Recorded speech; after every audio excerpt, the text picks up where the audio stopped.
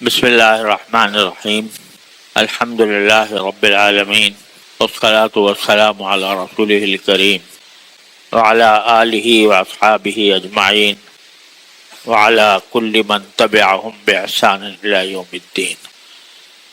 اما بعد، محترم بزرگوں، دوستوں اور بھائیوں، السلام علیکم ورحمۃ اللہ وبرکاتہ۔ اللہ تبارک و تعالی نے حضور نبی کریم سرور دو عالم صلی اللہ علیہ وسلم کے بارے میں قرآن کریم میں فرمایا ہے، اِنَّكَ لَعَلَىٰ خُلُقٍ عَظِيمٍ، کہ آپ کو اللہ تبارک و تعالیٰ نے بڑے عظیم اخلاق عطا فرمائے، اور کیونکہ ہم سب کو نبی کریم صلی اللہ علیہ وسلم کے متبع اور امت ہونے کی حیثیت سے ہمیں حکم دیا گیا ہے کہ رسول کریم صلی اللہ علیہ وسلم کے اخلاق کو ہم اپنی زندگی میں اپنائیں۔ اس لیے میں چند ہفتے پہلے نبی کریم سرور دو عالم صلی اللہ علیہ وسلم کے اخلاق کے بارے میں کچھ بات کرنی شروع کی تھی۔ بیچ میں مجھے سفر پیش آ گیا، جس کی وجہ سے وہ سلسلہ منقطع ہو گیا، لیکن یہ بڑی اہم بات ہے کہ ہم لوگوں کو نبی کریم سرور دو عالم صلی اللہ علیہ وسلم کی سنت کی اتباع کا حکم دیا گیا ہے۔ وہ سنت کی اتباع میں ظاہری اپنے شکل و صورت میں ہی نہیں، بلکہ آپ کے اخلاق کے میں بھی آپ کی سنت کی اتباع ضروری ہے۔ اس میں سے ایک وصف میں نے پچھلے دنوں بیان کیا تھا، سچائی کا، اور سچائی کے مختلف پہلو میں نے عرض کیے تھے کہ آدمی اپنی بات میں بھی ہمیشہ سچا ہو اور اپنے کام میں بھی ہمیشہ سچا ہو۔ اللہ تعالیٰ یہ صفت ہم سب میں پیدا فرما دے۔ آج آپ کی ایک دوسری صفت کا مختصر ذکر کرنا چاہتا ہوں، اور وہ صفت ہے حلم، بردباری، غصے کو پی جانا۔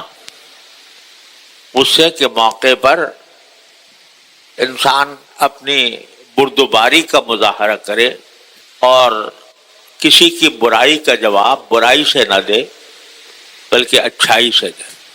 اس کو حلم، اردو میں اس کو بردباری سے تعبیر کیا جاتا ہے، انگریزی میں اس کو فوربیئرنس کہا جاتا ہے، یعنی کسی آدمی کے طبیعت میں یہ بات داخل ہو کہ وہ غصے سے مغلوب نہ ہو، کبھی بھی غصے کے مواقع پر بھی اپنے آپ کو سنبھالے اور غصے کا اظہار نہ کرے۔ اس کو حلم کہا جاتا ہے، اور قرآن کریم میں جگہ جگہ اس کی فضیلت بیان فرمائی گئی ہے اور اس کی تعریف کی گئی ہے۔ نیک لوگوں کی صفات بیان کرتے ہوئے اللہ تعالیٰ نے فرمایا، الکاظمین الغیظ والعافین عن الناس، غصے کو پی جانے والے اور لوگوں کو معاف کر دینے والے۔ نیک لوگوں کی صفت بیان کرتے ہوئے اللہ تعالیٰ نے اس صفت کو خاص طور سے ذکر فرمایا، اور یہ فرمایا کہ ادفع باللتی ہی احسن السیئہ، کہ اگر کوئی تمہارے ساتھ کوئی برائی کا سلوک کر رہا ہے تو اس کا دفاع برائی کے بجائے اچھائی سے کرو۔ اگر دوسرا تمہارے ساتھ کوئی زیادتی کر رہا ہے، کوئی غلط کام کر رہا ہے، تو اگرچہ تمہیں بعض اوقات اس کا بدلہ لینے کا بھی حق حاصل ہے، لیکن اچھے اخلاق کا تقاضا یہ ہے کہ اس برائی کا جواب برائی سے دینے کے بجائے اچھائی سے دو، اور اس کی صفت بیان کرتے ہوئے اللہ تعالیٰ نے فرمایا کہ اس کا نتیجہ یہ ہوگا کہ فَإِذَا الَّذِي بَيْنَكَ وَبَيْنَهُ عَدَاوَةٌ كَأَنَّهُ وَلِيٌّ حَمِيمٌ، کہ اگر تم ایسا کرو گے، برائی کا بدلہ اچھائی سے دو گے، تو جس کے ساتھ تمہاری پرانی دشمنی ہے وہ بھی تمہارے لیے ایسا بن جائے گا جیسا کہ تمہارا گہرا دوست ہو۔ لیکن ساتھ ہی یہ بھی فرمائے وَمَا يُلَقَّاهَا إِلَّا الَّذِينَ صَبَرُوا، یہ صفت ان لوگوں کو حاصل ہوتی ہے جو صبر سے کام لیں. وما یلقاها الا ذو حظ عظیم. اور یہ صفت انہی لوگوں کو حاصل ہوتی ہے جو بڑے نصیب والے ہوتے ہیں. تو معلوم ہوا کہ اس صفت کو حاصل کرنے کے لیے جو اصل چیز ضروری ہے وہ ہے صبر. دوسرے کی زیادتی پر صبر کرنا، اور صبر کر کے اس کو بجائے اس کو برائی سے جواب دینے کے اس کا جواب اچھائی سے دینا. یہ ہے صفت جو مطلوب ہے. اور اس کی ایک بہترین مثال نبی کریم سرور عالم صلی اللہ علیہ وسلم کے عہد مبارک میں ایک نہیں بے شمار مثالیں ہیں جہاں نبی کریم صلی اللہ علیہ وسلم نے برائی کا بدلہ اچھائی سے دیا اور غصے سے مغلوب نہیں ہوئے. ایک واقعہ احادیث میں آتا ہے کہ ایک مرتبہ رسول کریم سرور عالم صلی اللہ علیہ وسلم تشریف فرما تھے. آپ کے پاس ایک صاحب آئے اور انہوں نے کہا کہ میرے قبیلے کے لوگ میری دعوت پر اور میری تبلیغ سے الحمدللہ مسلمان ہو گئے. میں نے جب ان کو تبلیغ کی تھی تو یہ کہا تھا کہ اگر تم لوگ اسلام لے آئے تو اللہ تعالیٰ تمہیں خوشحالی عطا فرمائے. بہرحال وہ مسلمان ہو گئے، لیکن اب ہمارے قبیلے میں سخت قحط پڑا ہوا ہے. اس کی وجہ سے لوگوں کی روزانہ کھانے پینے کی ضروریات بھی ان کو میسر نہیں آ رہی، اور فقر و فاقے میں لوگ مبتلا ہو گئے.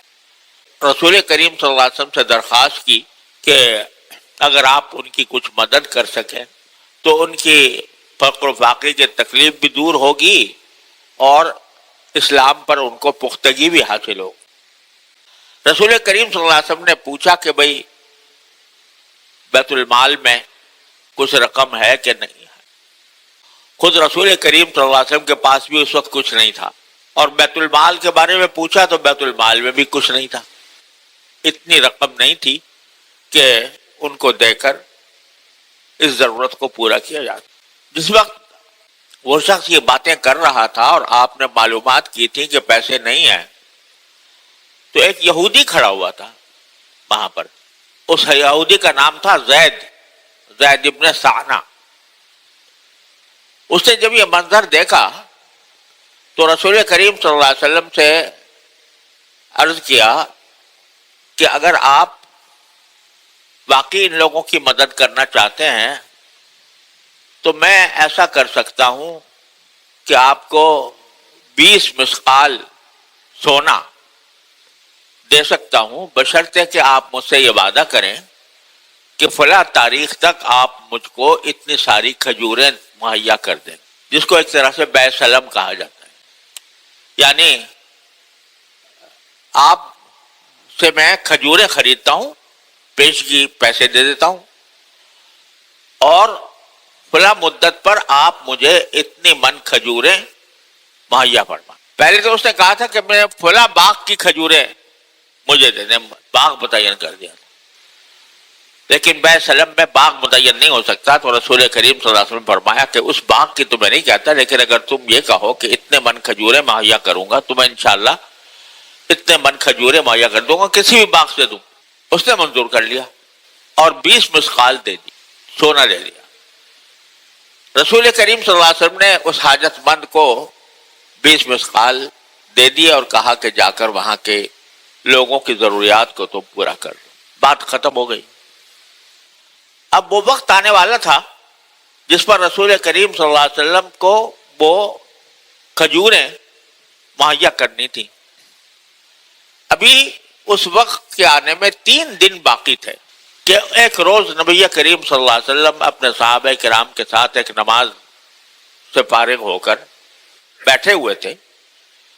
تو یہ زید ابن سعنا جو یہودی تھا جس نے پیسے دیے تھے، یہ آیا اور آ کر اس نے بڑے ہی غصے کی حالت میں نبی کریم صلی اللہ علیہ وسلم کی چادر کھینچی اور چادر کھینچ کر کہا کہ محمد تم مجھے میری کھجوریں کیوں نہیں دے رہے، دو میری کھجوریں. اور میں جانتا ہوں تم عبد المطلب کے بیٹے لوگ جو ہوتے ہو یہ بڑے نادہند ہوتے ہیں، وقت پر ادائیگی نہیں کرتے، اور تم بہت نادہند ہو، ابھی تک تم نے میرے پیسے نہیں، میری کھجوریں نہیں دی۔ اس وقت حضرت فاروق اعظم رضی اللہ تعالیٰ عنہ، حضرت عمر بیٹھے ہوئے تھے، انہوں نے یہودی کا یہ منظر دیکھا، فرمایا اللہ کے دشمن، تجھے پتہ نہیں تو اللہ کے رسول کے ساتھ کیا بک رہا ہے؟ ابھی تو 3 دن آئے بھی نہیں، 3 دن کا وقت موجود ہے، اور تو آ کر اس طرح رسول کریم صلی اللہ علیہ وسلم سے سختی سے برتاؤ کر رہا ہے۔ تو نبی کریم صلی اللہ علیہ وسلم مسکرائے اور حضرت عمر سے کہا کہ عمر، یہ تم نے یہ ڈانٹ کر کوئی اچھا کام نہیں کیا، اس سے بہتر یہ تھا کہ تم مجھے نصیحت کرتے کہ آپ اپنے وعدے کو پورا کر دیں، جلد از جلد پیسے ان کو وہ کھجوریں مہیا کر دیں، اور اس کو نصیحت کرتے کہ مطالبے میں سختی نہ کرو، نرمی کے ساتھ مطالبہ کرو۔ تم نے ایک دم سے اس کو کہہ دیا اللہ کے دشمن تجھے کیا بکرا ہے، تو تمہیں ایسا نہیں کرنا چاہیے۔ پھر رسول کریم صلی اللہ علیہ وسلم نے حکم دیا کہ جتنی کھجوریں ان کی واجب ہیں وہ ساری کے ساری ان کو فوراً ادا کر دیں، اور حضرت عمر سے کہا کہ تم نے جو ان کو ڈانٹا، اس ڈانٹنے کی وجہ سے اس کو 20 صاع کھجوریں اور زیادہ دو، جتنا اس کا حق تھا اس سے زیادہ دو، 20 صاع زیادہ۔ تو حضرت عمر کھجوریں لینے کے لیے چلے گئے اور کھجوریں جمع کی، اور جمع کر کے 20 صاع زیادہ دیے۔ تو اس یہودی نے پوچھا کہ یہ 20 صاع کیسے زیادہ؟ تو اس نے اور حضرت عمر نے کہا کہ نبی کریم صلی اللہ علیہ وسلم کا حکم تھا کہ میں آپ کو جتنی کھجوریں واجب ہیں اس سے زیادہ 20 صاع زیادہ ادا کروں، اور میں نے جو آپ کو ڈانٹ دیا تھا اس کے بدلے میں رسول کریم صلی اللہ علیہ وسلم نے 20 صاع کھجوریں مجھے زیادہ دینے کا حکم دیا ہے۔ جب اس نے یہ سنا تو اس نے کہا کہ آپ کو پتا ہے کہ میں کون ہوں؟ حضرت عمر نے کہا میں تو نہیں جانتا آپ کون ہیں۔ کہا کہ میں زید ابن ثانہ ہوں۔ زید ابن ثانہ اس کا نام تھا، اور وہ یہودیوں کے بڑے علماء میں سے شمار ہوتا تھا۔ تو حضرت عمر نے پوچھا یہ وہی آپ زید ابن ثانہ ہیں جو یہودیوں کے بڑے علامہ ہیں؟ اس نے کہا ہاں میں وہی ہوں۔ کہا کہ اصل میں بہت دنوں سے غور کر رہا تھا نبی کریم سرور عالم صلی اللہ علیہ وسلم کی حالات پر، اور مجھے اپنی تورات کی کتاب میں رسول کریم صلی اللہ علیہ وسلم کی جو نشانیاں مذکور ہیں ان میں سے بعض نشانیاں تو میں نے دیکھ لی تھیں، اور مجھے اس کا اندازہ ہو رہا تھا کہ یہ علامتیں حضور میں پائی جاتی ہیں، لیکن ایک علامت باقی تھی جو ہماری کتابوں میں بیان ہوئی ہے، اور میں نے ابھی تک اس کا مشاہدہ نہیں کیا تھا۔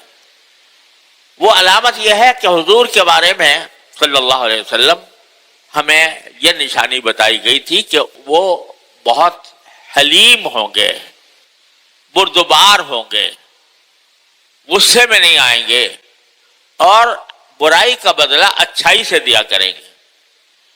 یہ نشانی میں نے اب تک دیکھی نہیں تھی، لہذا میں نے اس دن جو زیادتی کی کہ آپ کی چادر کو کھینچا اور آپ کو کہا کہ آپ اور آپ کے خاندان بڑا نادہند ہے، وقت پر پیسے نہیں دیتا، تو یہ میں نے اس لیے کیا تھا کہ اس کا میں رد عمل دیکھوں کہ آپ اس کے جواب میں کیا رد عمل اختیار فرماتے۔ آپ نے یہ رد عمل اختیار کیا تو مجھے تیسری نشانی میرے اوپر واضح ہو گئی، سرکار دو عالم صلی اللہ علیہ وسلم۔ تو اب میں آپ کے سامنے یہ اقرار کرتا ہوں کہ اشہد ان لا الہ الا اللہ و اشہد ان محمد رسول اللہ۔ اور پھر حضور اقدس صلی اللہ علیہ وسلم کی خدمت میں حاضر ہوئے اور آ کر عرض کیا کہ یا رسول اللہ میرے ساتھ یہ واقعہ پیش آیا اور میں اب اسلام لاتا ہوں اور آپ کی رسالت کی تصدیق کرتا ہوں، آپ کے ساتھ اپنی زندگی گزاروں گا۔ اس کے بعد زید بن ثانہ نہ صرف یہ کہ مسلمان ہوئے بلکہ رسول کریم صلی اللہ علیہ وسلم کے ساتھ تمام غزوات میں شریک ہوئے اور غزوہ تبوک میں وہ شہید ہو گئے رضی اللہ تعالی عنہ وارضا۔ یہ ہے چیز جس نے لوگوں کو دلوں میں اسلام داخل کیا۔ لوگ غیر تانے دیتے ہیں کہ اسلام تلوار کے زور سے پھیلا، زبردستی لوگوں کو مسلمان بنایا گیا۔ یہ مثال آپ کے سامنے ایک مثال ہے، ورنہ بے شمار مثالیں ہیں نبی کریم صلی اللہ علیہ وسلم کے اوصاف کی کہ ان کو دیکھ کر لوگ مسلمان ہوئے۔ تو آپ اندازہ کیجئے کہ ابھی وقت بھی نہیں آیا ادائیگی کا، اور 3 دن پہلے آ کر ایک آدمی اشتعال انگیز رویہ اختیار کر رہا ہے، تو جواب میں رسول کریم صلی اللہ علیہ وسلم نے کس طرح ٹھنڈے دل سے اس کو برداشت کیا۔ ایک مثال نہیں ہے، پوری سیرت بھری ہوئی ہے نبی کریم سرورت عالم صلی اللہ علیہ وسلم کے حلم۔ اور یہ تو سبھی مسلمانوں کو معلوم ہے کہ جب مکہ فتح کیا تو وہ لوگ جو جان کے دشمن تھے رسول کریم صلی اللہ علیہ وسلم کے، جنہوں نے تکلیفیں پہنچانے میں کوئی ادنا دقیقہ نہیں چھوڑا تھا، ان کے بارے میں آ کر عام اعلان کر دیا کہ انتم الطلقاء، میں کسی سے بدلہ نہیں لوں گا، بلکہ سب آزاد ہو، اور جو ہتھیار پھینک دے گا اسے امن ہے، جو ابو سفیان کے گھر میں داخل ہو جائے گا اس کو امن ہے، جو کعبے میں چلا جائے گا تو اس کو امن ہے۔ سارے عام معافی کا اعلان فرما دیا۔ حلم کا اتنا بڑا مظاہرہ کسی فاتح نے آج تک نہیں کیا جو رسول کریم صلی اللہ علیہ وسلم نے فرمایا۔ اور ہم لوگوں کے لیے سرکار دو عالم صلی اللہ علیہ وسلم نے یہ نصیحت چھوڑی کہ لوگ پہلوان اس کو سمجھتے ہیں جو مقابلے میں دوسرے کو پچھاڑ دے، دوسرے کو گرا دے، لڑائی میں دوسرے کو گرا دے۔ میں کہتا ہوں رسول کریم صلی اللہ علیہ وسلم فرماتے ہیں پہلوان وہ ہے کہ وہ غصے کے موقع پر اپنے غصے کو قابو کر لے اور دوسرے کے ساتھ کوئی زیادتی کا معاملہ نہ کرے۔ یہ ہمیں ہدایت دی ہے رسول کریم صلی اللہ علیہ وسلم نے۔ آج ہمارے معاشرے میں جو لڑائی جھگڑے، تنازعات اور فساد پھیلا ہوا ہے، اس کی ایک بڑی وجہ یہ ہے کہ حلم رخصت ہو رہا ہے۔ رسول کریم صلی اللہ علیہ وسلم کی یہ صفت بردباری کی، حلم کی، غصے کا جواب ٹھنڈا دینے کی، یہ صفت مفقود ہو رہی ہے۔ اور عام لوگوں کو تو کیا ذکر، اللہ بچائے ہمارے علماء کے طبقے میں بھی یہ اس صفت میں کمزوری دکھائی دیتی ہے۔ تو میرے بھائیوں، جب تک کہ ہم نبی کریم سرورت عالم صلی اللہ علیہ وسلم کی سیرت اور سنت کے متبع نہیں بنیں گے، اس وقت تک ہمارے فساد دور نہیں ہو سکتا۔ حلم کے معنی یہ ہے کہ آدمی اپنے غصے کو کنٹرول کرے، اپنے جذبات کو قابو میں رکھے، اور غصے کا جواب غصے سے دینے کے بجائے نرمی سے دے۔ اور رسول کریم صلی اللہ علیہ وسلم نے اس کے لیے دعا بھی تلقین فرمائی، خود بھی دعا فرماتے تھے، ہمیں بھی تلقین فرمائی۔ اللہم اعنی بالعلم وزینی بالحلم، اے اللہ مجھے علم سے مدد عطا فرمائیے، یعنی علم عطا فرمائیے جس سے میں اپنی زندگی میں مدد لے سکوں، اپنی زندگی کا کام اس علم کے مطابق کر سکوں۔ اور بعض روایتوں میں اللہم اغننی بالعلم، کہ اللہ مجھے علم کی دولت عطا فرمائیے، وزینی بالحلم، اور مجھے حلم کی زینت عطا فرمائیے۔ یعنی علم کی زینت ہوتی ہے حلم سے۔ اگر کسی آدمی میں علم ہے اور حلم نہیں ہے تو وہ علم جو ہے وہ محض ایک ظاہری ہے، ظاہری علم ہے۔ اس علم میں زینت پیدا ہوتی ہے حلم سے، بردباری سے، غصے کو کنٹرول کرنے سے۔ یہ صفات نبی کریم سرورت عالم صلی اللہ علیہ وسلم چاہتے ہیں کہ ہر مسلمان کے اندر پیدا ہو۔ اور پیدا کرنا اس لیے چاہتے ہیں کہ ان سے دنیا بھی بہتر ہو اور آخرت بھی بہتر. جب کوئی شخص اپنے غصے پر قابو پاتا ہے اور نرم رویہ اختیار کرتا ہے تو ایک تو اس سے دنیا میں فساد مٹتا ہے اور اس پر اجر کا بھی کوئی حد و حساب نہیں ہے، کیونکہ یہ صبر کا تقاضا کرتا ہے. اور قرآن نے فرمایا صبر کرنے والوں کو بے حساب اجر دیا جائے گا. تو یہ ہماری دنیا و آخرت کی بہتری کی نصیحت ہے جو رسول کریم صلی اللہ علیہ وسلم نے فرمائی ہے. اللہ تبارک و تعالی ہم سب کو اس پر عمل کرنے کی توفیق عطا فرمائے. وآخر دعوانا الحمدللہ رب العالمین.